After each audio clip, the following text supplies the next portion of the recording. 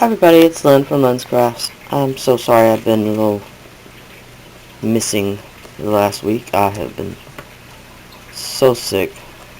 I'm about 75% right now, but I can't take the boredom any longer, so I've got to do something. I did a little bit on Sunday, and then did some more yesterday, and I'll do another video. I'll try to later today upload a couple of those. Obviously I'm working with clay today, and look, I dug through and found a non-mirror piece to work on for today. I've just got 3 scraps. I had this scrap of this pink that I don't even know what I did with it because I'm not normally a pink user, but I had it in my little scrap bag over there. And then this I did on did on the video where I just showed some conditioning and stuff like that. And that's what that was left over for. What I'm going to try to do today is, I've done several experiments trying to come up with a faux opal. And I've seen a few tutorials. Most tutorials on faux stones and stuff like that are paid tutorials, and I'm not going to pay to watch something unless I've tried to figure it out myself and just can't figure it out. So I'm going to experiment first. So I've just made some little random bases. These are going to be my bases, and I don't know if you can tell, I've cupped them slightly after I've mashed the piece down, and all I did was use my acrylic block, rolled a ball, mashed it with my acrylic block, and then I just went back with my thumb and impressed in the center, almost like you would a thumbnail cookie, or I think that's what they're called. Excuse me, because my brain is like so foggy. So I've done that. I've cupped them all. This piece I've left a little bit more irregular, but I'm hoping that you won't necessarily see the base once the piece is done. Of course you'll see it on the back, but so what I'm going to do, like I said, is I'm going to try to do a faux opal. And the one technique that I did see that was a free tutorial was using what's called buffalo snow. And I don't know what it is about Texas in particular, especially where I live. I live in a county that has no crafting stores or anything, so a 70-mile trip to Michael's was not happening, you know what I'm saying? So I got this Christmas time, I don't know, probably a year before last, and from everything I can tell, it's very, very similar to the buffalo snow. It's really iridescent flecks of almost like a mica flake. And I'd love to have some mica flakes, so I'll have to be looking for some of those. And I've got 2 bags of these, or I'd sprinkle some out because this is the one that's not open, so I'll have to open that. And the other thing I'm going to do is, I've got a couple of different iridescent glitters, and yes, neither one of them are green. This one's kind of a violet-y pink with maybe just a touch of yellow. It's really good, I thought, for a faux opal, and I'm probably going to use that on the pink one. This one's got just a little bit more blue iridescent to it, and I believe this is the one that's called the violet. Hold on, let me look. Well, I guess it was on the packaging, because it doesn't say anything about the color.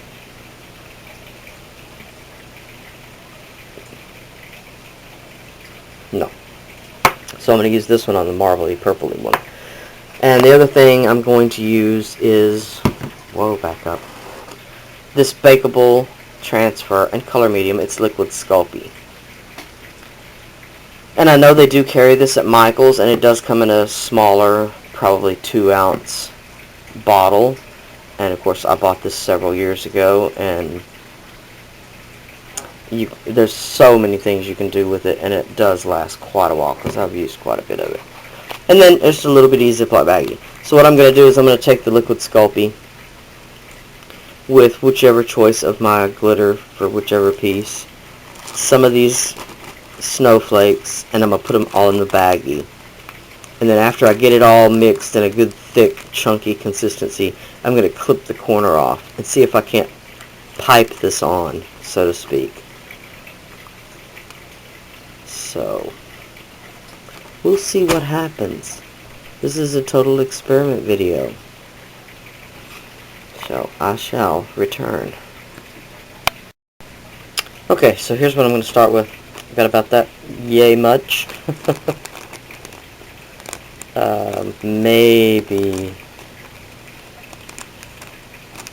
maybe a half a tablespoon, 3/4 of a tablespoon, something like that. And I'm just going to sprinkle some of this glitter, which I don't think I can do one-handed. Which one did I open? Yeah, I think it's this one. Alright.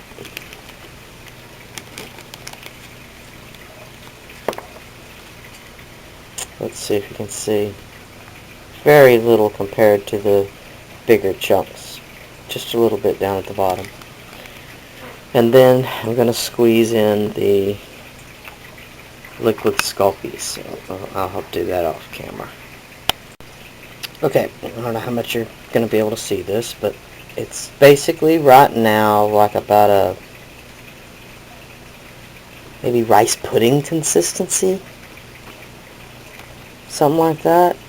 It's not really liquid, but it's a little less than chunky. So I'm going to stick with maybe an ice cream. You know, like homemade ice cream consistency. So, I've worked it all down to the bottom of the bag, and now I'm going to snip off this corner right here. And all of this is just in an attempt to keep from making a huge mess. So, we'll see. I'll clip that off and see what happens. Be right back. So there you go. As you can see, I cut it off pretty good because this is pretty chunky glitter, so I want it to be able to come out in a pretty good quantity.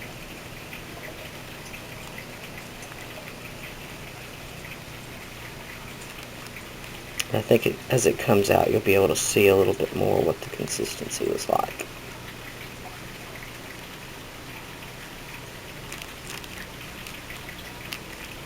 Maybe just a little bit more.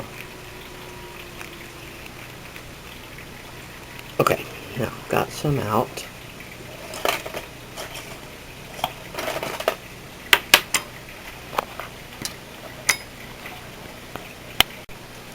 Alright, that may be a little more on there than what I want, but being since this is an experiment.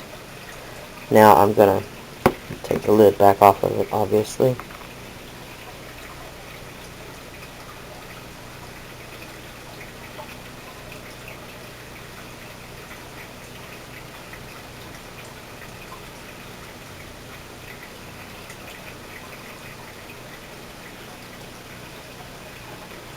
Put a good thick layer on top, and then I'm going to take my, see if I did any good there.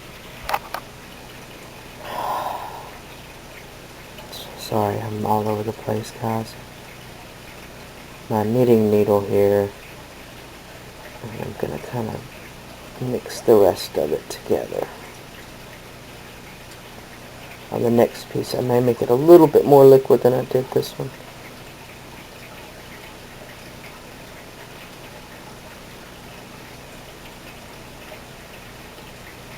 Now, like I said, this is definitely going to be an experiment because this liquid Sculpey has kind of a,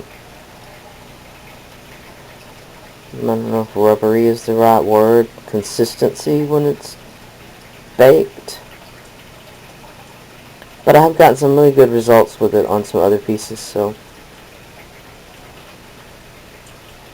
I thought we'd give this a try. And it's not a product I see used in an awful lot.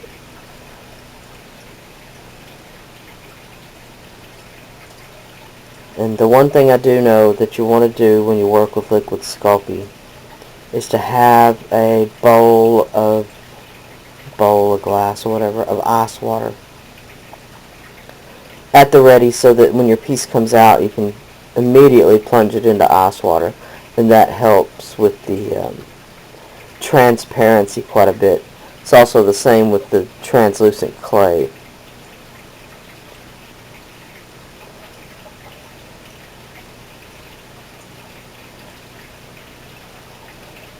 There we go.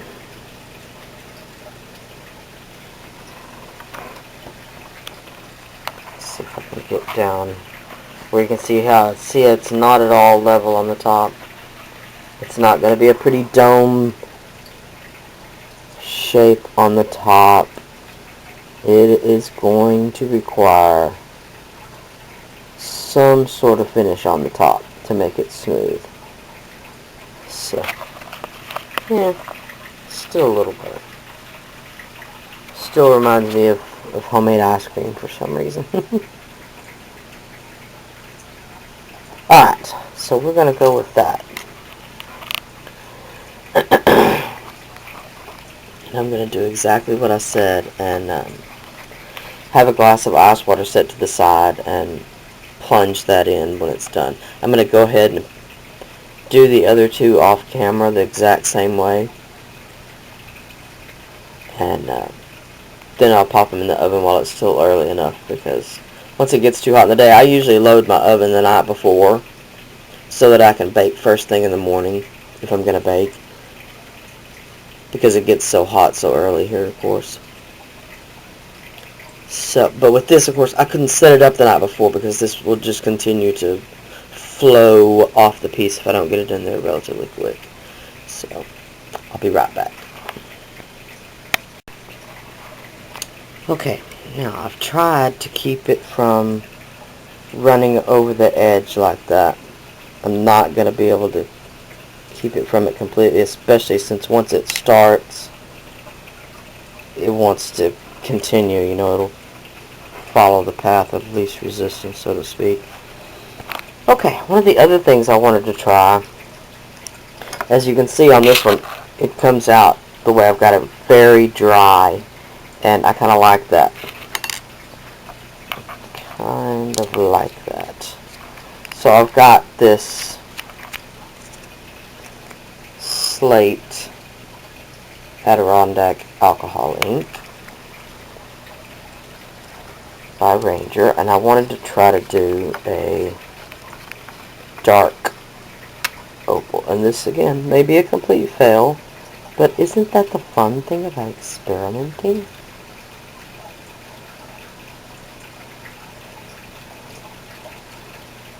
Well, I mean for it to drop off the edge like that. Okay, I'm kind of liking that. So we'll see what happens. I'll let that set for just a second.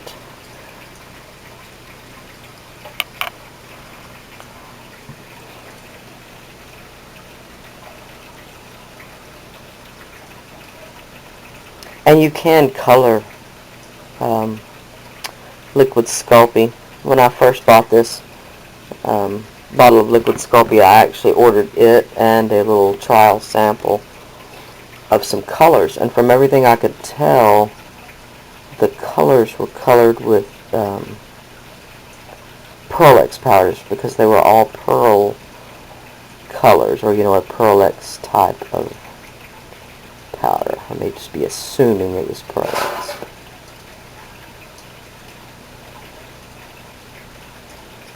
Sorry about that. No idea what the dogs are doing in there. Looks like they just knocked the can sack down. I'm kind of liking this green kind of color it's got going on here. Very interesting. Very interesting. I'm hoping this turns out something, because I'm really liking the way it's looking so far. This one's definitely going to have some drift issues, but those can be removed after the fact.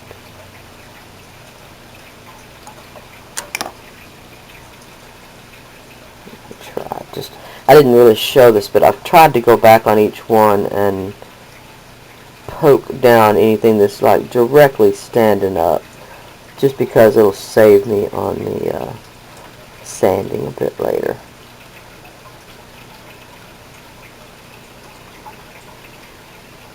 Wow, got some real drips. Okay, I'm really liking this though.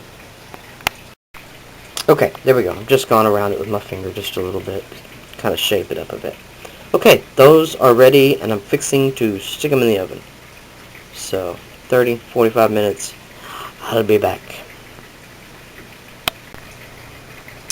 Okay, here's the dark colored one after it's come out of the oven. I haven't done anything to it except for plunge it in the ice water when I took it out. And what I'm going to do right now is I'm going to basically superheat it with my heat gun, which will help it be just a little bit more transparent, and then I'm going to plunge it back in my styrofoam cup of ice water. Okay, excuse my nasty towel first of all. This is after I've superheated it and plunged it in the ice water again.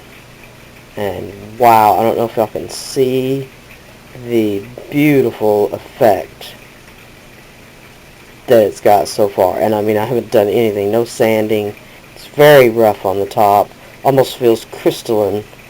It's so rough and bumpy, but boy, you can really see the flakes of color. It's going to be so pretty.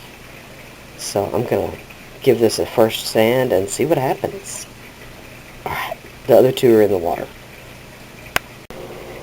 Okay, here's the pink one straight out of the ice bath. And this one probably turned out the best with the light solid background. The one that I used the alcohol ink in is back in the oven because for some reason it seems like the alcohol ink is keeping it from curing completely. So that'll have to bake again. This piece I'm going to attempt, not today because I have no sunshine today, to use the Lisa Pavelka's Magic Gloss as a UV resin.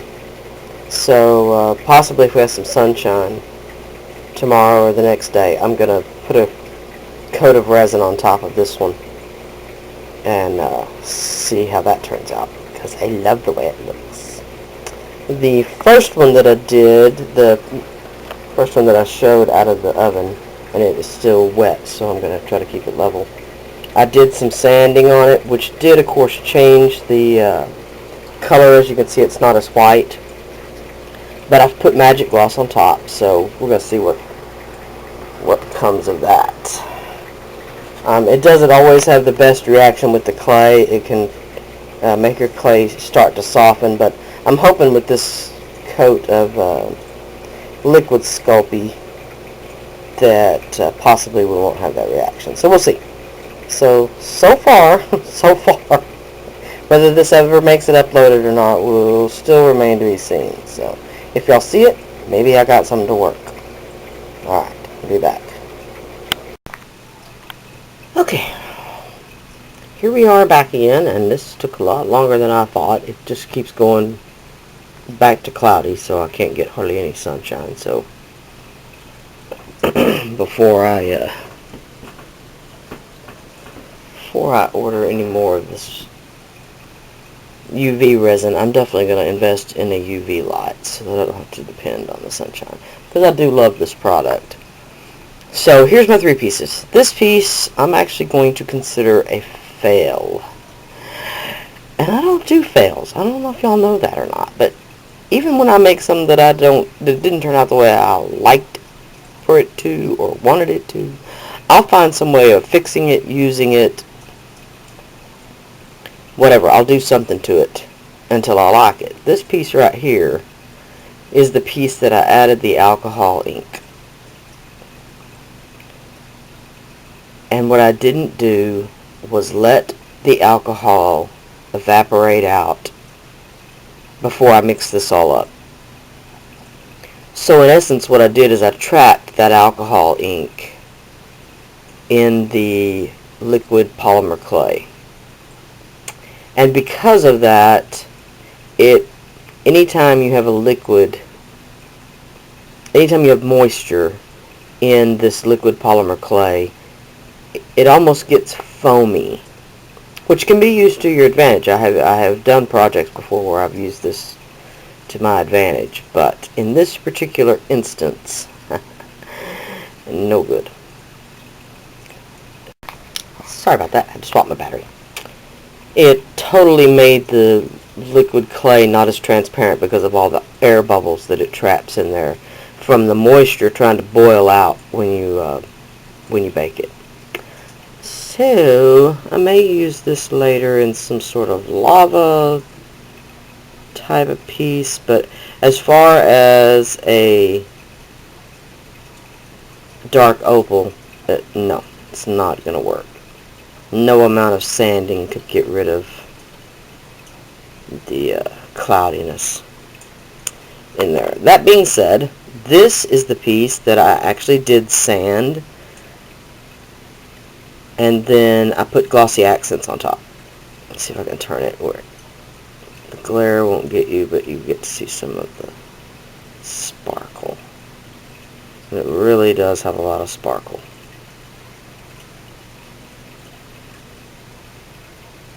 Really, I like it. The shininess of the glossy accents, I thought at first was just almost too much, and that I was probably going to like the magic gloss better. So here's the pink piece, which actually turned out the best before doing anything to it. But as I showed you before, it just really has such a rough surface. Unless you're doing a flat piece like this, it would be almost not usable. You wouldn't be able to make a bead or anything like this. So I've already got another technique in mind, so we'll have to stay tuned on this. But this one is the one that turned out the best, like I said, and it does have two coats, actually. It does have two coats of the Lisa Pavelka's Magic Gloss. Now, this bottle is the 6-ounce bottle, and I'm not gonna lie to you, this stuff is not cheap. This bottle right here was almost $50. That being said, I have probably made 75 different charms and pieces of jewelry out of it. And I'm gonna guess it's down to about there, about the level of the writing down there on the bottom. And if I had to guess, I'll probably get at least 20 more pieces, maybe more than that, out of what's left in there. So that's not really bad. To get 100 pieces, 50 cents a piece to put resin on a piece of jewelry is really not bad. It's a one-step process. You cure it in sunlight or under UV light, and literally it takes like 10 minutes. It takes no time at all. It's quick. It's easy. No cleaning up. It's self-doming. If you saw before, this piece was really, really rough on top. I didn't do any kind of sanding or anything, and I just put it on my towel, and I'm going to show you my towel, because as I said at the beginning of the video, I've been very sick, and I'm still not very steady, so on carrying this outside, I had a little drippage over the edge, but that will pop right off with the X-Acto knife, the razor blade. It'll come right off the glass. So, if I would have been able to keep it steady and level, I might not have had that happen. But still, it really came out better than I expected.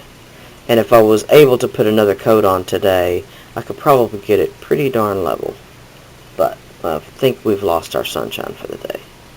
We've got more rain coming towards us.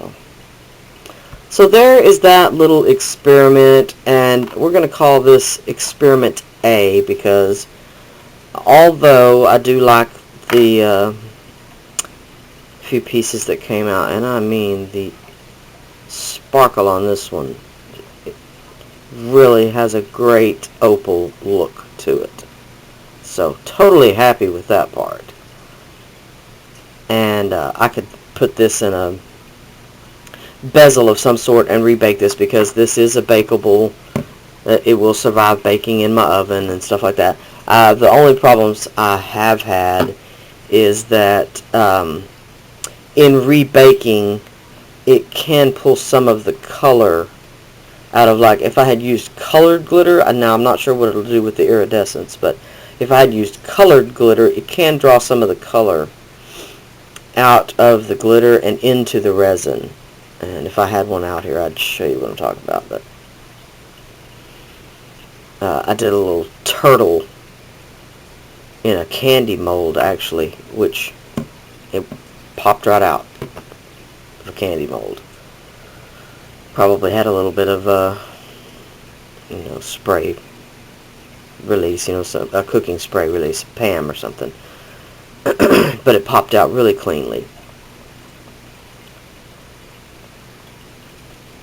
But that little turtle, I had used some green microfined glitter in, and when I took it out, I had forgotten to put a bale in the resin as it was hardening. So what I did was I put a layer of clay on the back of it and then baked it in the oven, and it made the turtle turn a light shade of green, and the glitter wasn't quite as sparkly. So that's something to keep in mind. So if I did a test piece, I would be concerned about the changes in the glitter on this piece. So I'll probably just use it somehow just like that on a project of some sort. So there is what I have been up to today anyway. Like I said, I'm going to try to come back. It'll probably be tomorrow at this point, with a few pieces of jewelry that I finished over the weekend. So I don't want to add anything else confusing to this already confusing video. So alright. Yep, that's it on Experiment A. I'll be back with a faux Opal Experiment B eventually. Alright. I will holler at y'all later. Hopefully by next Monday, maybe I'll be back to myself. Keep me in your thoughts, because boy, it's been rough. Alright. Holler at y'all later. Bye now.